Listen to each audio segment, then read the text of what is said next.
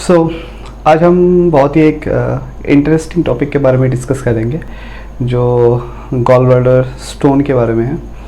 तो सिंपली हम समझेंगे व्हाट इज़ गॉल ब्लैडर कहाँ रहता है और इसका रोल क्या है। तो ये सब चीज़ें समझेंगे और इतना ज़्यादा मतलब प्रेशर लेके नहीं, सिंपली आप लोग भी एंजॉय करिए, मैं भी एंजॉय करता हूँ और एंजॉय में डिस्कस करेंगे। तो शुरू करते हैं गॉल ब्लैडर स्टोन के बारे में। तो फर्स्ट हम जो पढ़ेंगे जो गॉल ब्लैडर रहता कहाँ है, गॉल ब्लैडर का मतलब उसका जगह कहाँ है, वो कौन सी जगह कैप्चर करके रखता है। तो ये है ये है हमारा लीवर, ये है हमारा लीवर। लीवर के ठीक नीचे हमारा जो आज का हॉट टॉपिक है वो है गॉल ब्लैडर। ये है हमारा गॉल ब्लैडर। तो लीवर के ठीक नीचे रहता है हमारा गॉल ब्लैडर। अभी गॉल ब्लैडर को किसी को जोड़ना होगा तो लीवर के साथ हमारा एक डक्ट रहता है, ये है कॉमन हेपाटिक डक्ट। ये कॉमन हेपाटिक डक्ट है जिससे लीवर के साथ ये गॉल ब्लैडर अटैच रहता है। फिर हमारा चला जाता है जो है हमारा कॉमन बाइल डक्ट। अभी है ये हमारा है कॉमन बाइल डक्ट। अभी दूसरा कुछ ऑर्गन भी है, लाइक हियर है ऑलरेडी स्टोमक। जो हमारा स्टोमक है वो यहाँ पर है। सो ये है हमारा स्टोमक, इतना ज़्यादा अच्छा नहीं हुआ फिर भी ठीक है। तो ये है हमारा स्टोमक और यहाँ से शुरू होता है हमारा small intestine. So common bile duct कहाँ पर ओपन होता है, ये जो कॉमन बाइल डक्ट है, ये हमारा कॉमन बाइल डक्ट है, ये जाके ओपन होता है स्मॉल इंटेस्टाइन के एक पाथ में। सो ये हमारा जो कॉमन डक्ट है ये ओपन कहाँ हो रहा है, स्मॉल इंटेस्टाइन में जाके। ये है हमारा स्मॉल इंटेस्टाइन। सो ये हमारा स्मॉल इंटेस्टाइन में जाकर ये हमारा ओपन होता है। ये हमारा गॉल ब्लैडर, ये है लीवर, ये स्टोमक, ये है हमारा कॉमन बाइल डक्ट, ये है हमारा कॉमन बाइल डक्ट, ये है हमारा कॉमन हेपाटिक डक्ट और दूसरा है कॉमन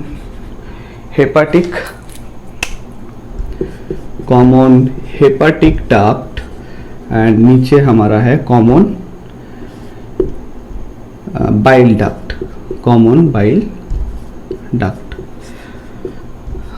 और ये है हमारा सिस्टिक डक्ट। सो अभी हम पढ़ेंगे, ये है हमारा टोटल जो गॉल ब्लैडर है, इसके लीवर के साथ अटैच रहता है और अल्टीमेटली स्मॉल इंटेस्टाइन में ये जाके हमारा ओपन होता है।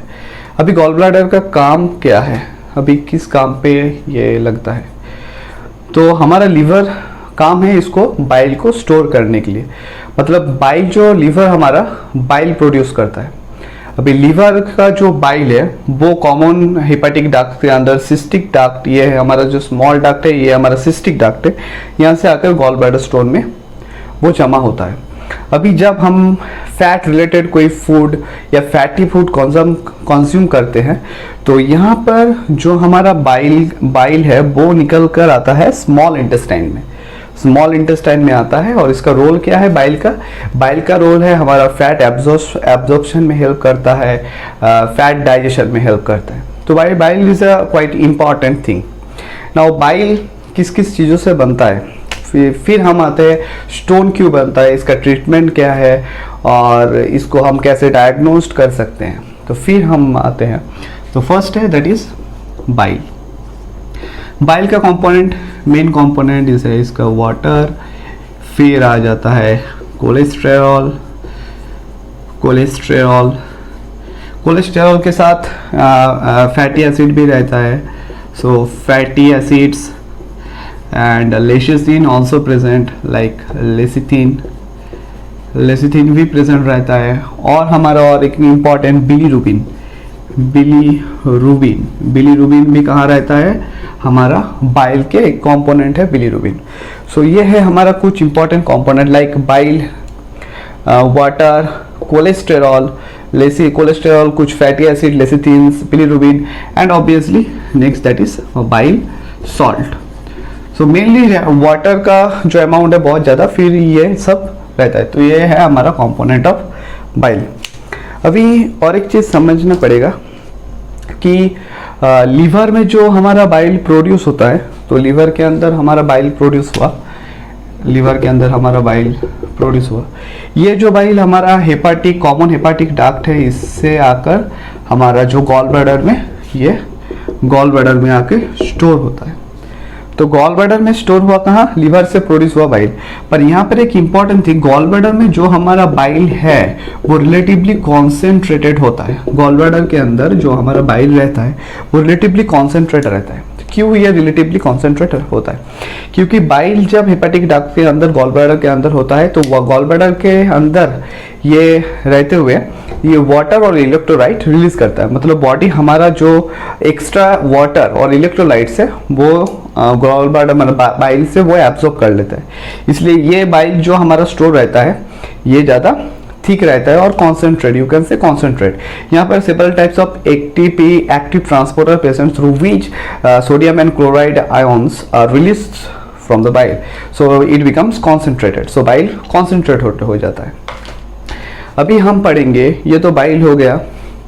बाइल के साथ अभी हम पढ़ेंगे जो स्टोन है वो बनता क्यों है। स्टोन बनता मतलब स्टोन का क्यों बन जाता है। स्टोन का बनने के कारण बहुत सारा हो सकता है, लाइक आप अगर बहुत ज़्यादा फैटी फूड कंज्यूम करते हो तो आपका हाई चांस है कि आपका ब्लड कोलेस्ट्रॉल भी बढ़ सकता है। अगर ब्लड कोलेस्ट्रॉल बहुत ज़्यादा हुआ तो वो स्टोन फॉर्मेशन कर सकता है अंदर जाके, क्योंकि ये ज़्यादा अगर कॉन्सेंट्रेट हो और कॉन्सेंट्रेट हो जाता है कोलेस्ट्रॉल की वजह से, तो वो थोड़ा सा स्टोन क्रिएट कर सकता है। नेक्स्ट हमारा जो है बिलीरुबिन, अगर अब आपका लीवर में कुछ प्रॉब्लम है या ब्लड में कुछ प्रॉब्लम है, तो लीवर सिरोसिस है, तो इस तरह से क्या होता है, आपका लीवर जो ब्लड सेल्स है उसका ब्रेकडाउन बहुत ज़्यादा करता है। अगर ब्लड सेल्स का ब्रेकडाउन बहुत ज़्यादा हुआ तो आपका बिलीरुबिन वो बहुत बढ़ जाता है। अगर बिलीरुबिन बढ़ता है, there is high chance of the formation of the stone inside the gall bladder. So there next जो हमारा अगर प्रेगनेंसी में होता है, आप अगर वेट लॉस बहुत जल्दी अगर वेट लॉस आपका बहुत जल्दी हो गया तो उस वजह से भी हो सकता है। सो ऐसे डिफरेंट टाइप्स ऑफ रीजंस। आपका लाइफस्टाइल अगर अच्छा नहीं है तो फिर भी आपका गॉल ब्लैडर का स्टोन हो सकता है।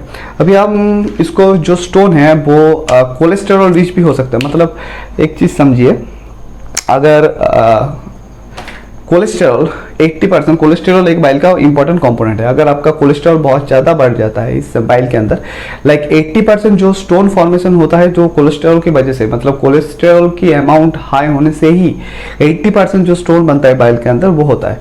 और 20% जो होता है वो बिलीरुबिन के बढ़ने के वजह से हो सकता है। तो ये हमारा हो गया स्टोन। अभी जो स्टोन, सपोज इसके अंदर हम देखेंगे स्टोन, सो ये है हमारा प्यारा गॉल ब्लैडर। अब गॉल ब्लैडर के अंदर स्टोन बन गया है। अब ये है हमारा stones. So there is a stone formation हो गया है अंदर। अभी जो स्टोन फॉर्मेशन हो गया है, ये जो सिस्टिक डक्ट है, ये हमारा सिस्टिक डक्ट है, ये सिस्टिक डक्ट के अंदर फंस सकता है। स्मॉल जो अगर लार्ज साइज का जो हमारा स्टोन है वो तो नहीं फंसेगा, पर स्मॉल साइज का जो स्टोन है वो इजीली इस सिस्टिक डक्ट में फंस सकता है। इस तरह से क्या हो सकता है, जो हमारा गॉल ब्लैडर है, जो हमारा ये गॉल ब्लैडर है, उसमें इन्फ्लामेशन आ सकता है। वो इन्फ्लामेशन जो सीवियर एक पेन क्रिएट कर सकता है। जो अगर ये स्टोन अगर इस जगह पे सिस्टिक डक्ट में और neck of the gall bladder में अटक जाता है, स्मॉल स्टोन, तो वो हमारा सीवियर पेन कॉज कर सकता है। पेन कहाँ होगा, आपका जो एब्डोमेन का राइट एब्डोमेन है, राइट एब्डोमेन का जो अपर कॉर्नर है वहाँ ज़्यादातर आपका पेन हो सकता है। अभी नेक्स्ट है, ये जो अगर स्टोन अगर ये कॉमन बाइल डक्ट के अंदर फंस गया, यहाँ आके अगर ये यहाँ पर फंस गया, ये जो स्टोन है अगर ये यहाँ फंस जाता है तो there is a high chance of the jaundice, आपको जॉन्डिस हो सकता है। So there are different types of disease related, pancreas का भी प्रॉब्लम हो सकता है। तो ये है हमारा जो स्टोन है। अगर ऐसा भी रेयर केस में होता है, अगर स्टोन का साइज बहुत ज़्यादा है तो ये अंदर ही रह जाता है और पेन भी आपको नहीं महसूस होगा। तो there is difficult to diagnose जो large stones inside the gall bladder, क्योंकि वो तो यहाँ पर इस नेक में आ नहीं सकता, इस कॉमन डक्ट में, तो वो यहाँ पर ही रह जाता है। तो most of the cases they pain cause नहीं करता, पर डॉक्टर के पास आप जब जाओगे, वो जब फिजिकल एग्जामिनेशन करेगा, जब आपका अल्ट्रासाउंड जब होगा तो इजीली वो डायग्नोस्ड हो जाता है। अभी हम उसको डायग्नोस्ट कैसे कर सकते हैं, मतलब ये डायग्नोस्ट का मेडिसिन क्या है। Medicine different types of medicine है, पर स्टोन इसको डिसॉल्व करने के लिए, पर आपका अगर स्टोन बहुत ज़्यादा है, बहुत छोटा बहुत ज़्यादा बन गया है, तो उसको मेडिसिन में ज़्यादातर वो इफेक्टिव नहीं होता, तो इसको आप रिमूव करना पड़ता है। तो रिमूव करने का जो हमारा जो ये है उसको हम क्या कहते हैं, cholecystectomy. Cholecystectomy is a procedure through which we remove the gall bladder. So अगर गॉल ब्लैडर को हम रिमूव कर देते हैं तो उसको हम कहते हैं कोलेसिस्टेक्टोमी। तो cholecystectomy. So cholecystectomy is a procedure through which we can release the gallbladder. So gallbladder को हम अलग कर दें, रिमूवल ऑफ द गॉलब्लैडर को हम कोलेसिस्टेक्टोमी कहते हैं। Most of the cases cholecystectomy ही किया जाता है, क्योंकि ये मेडिसिन इतना ज़्यादा इफेक्टिव नहीं होता। फिर आते हैं हम इसको डायग्नोस कैसे कर सकते हैं। डायग्नोस के मोस्ट अल्ट्रासाउंड सो अल्ट्रासाउंड जो होता है वो मोस्ट ऑफ द केसेस ये डायग्नोस करने में बहुत ज़्यादा हेल्प करता है। अभी अल्ट्रासाउंड अगर मेन टूल है ये डायग्नोस का। अभी क्या होता है, अगर ये जो स्टोन है छोटा ये अगर कॉमन बाइल डक्ट में आ गया तो वो अल्ट्रासोनिक साउंड पे और अल्ट्रासाउंड में वो उतना ज़्यादा मतलब हम डायग्नोस उसको नहीं कर पाते हैं। तो फिर क्या करेंगे, 2-3 और टेक्निक है थ्रू विच वी कैन डायग्नोस्ट। हम डिस्कस उसको डिटेल में नहीं करेंगे, पर उसका नाम आप मतलब बोलेंगे ज़रूर। वो उसका थोड़ा रुकिए, मैं भी नाम उसको देख लेता हूँ थोड़ा सा। तो एक है ERCP, एक है हमारा ERCP। ERCP के मतलब क्या है, लाइक ERCP, रुक जाइए थोड़ा सा, लीवर थोड़ा सा गया। एक है ERCP, नेक्स्ट हमारा हो गया MRCP और EUS, MRCP एंड EUS। ये हमारा 3 टेक्निक है थ्रू विच हम अगर वो most of the rare cases है अगर ये अगर कॉमन डक्ट में अगर फंस किया जाता है तो उसको डायग्नोस अल्ट्रासाउंड से हम नहीं कर सकते। तो सिर्फ ERCP का फुल फॉर्म क्या है, endoscopic retrograde. E for endoscopic retrograde, 1 second, cholangiopancreatography, endoscopic, E for endoscopic, R for retrograde, cholangiopancreatography। ये है MRCP। What is the full form of MRCP? Magnetic resonance, I think resonance, magnetic resonance भूल गया यार, कोलांजियोपैनक्रियोटोग्राफी। सो ये भी कोलांजियोपैनक्रियोटोग्राफी और ये भी कोलांजियोपैनक्रियोग्राफी, CER और MR। और EUS का फुल फॉर्म है एंडोस्कोपिक अल्ट्रासाउंड। सो ये 3 प्रोसेस है थ्रू विच अगर वो बाय चांस, ये रेयर केस है, बार बोल रहे हैं ये रेयर केस है, बाय चांस जो स्टोन अगर कॉमन बाइल डक्ट या फंस जाता है तो इसको हम अल्ट्रासाउंड से अगर डायग्नोस नहीं हो पाता तो फिर हम ये तीनों टेक्निक इस्तेमाल करेंगे। सो ये है हमारा गॉल स्टोन। और इसमें और सिम्टम क्या क्या है, सिम्टम है आपका नॉसिया, वॉमिटिंग, और अपर जो हमारा राइट कॉर्नर, एब्डोमेन का जो अपर कॉर्नर है, राइट एब्डोमेन का अपर कॉर्नर, यहाँ पे पेन होता है।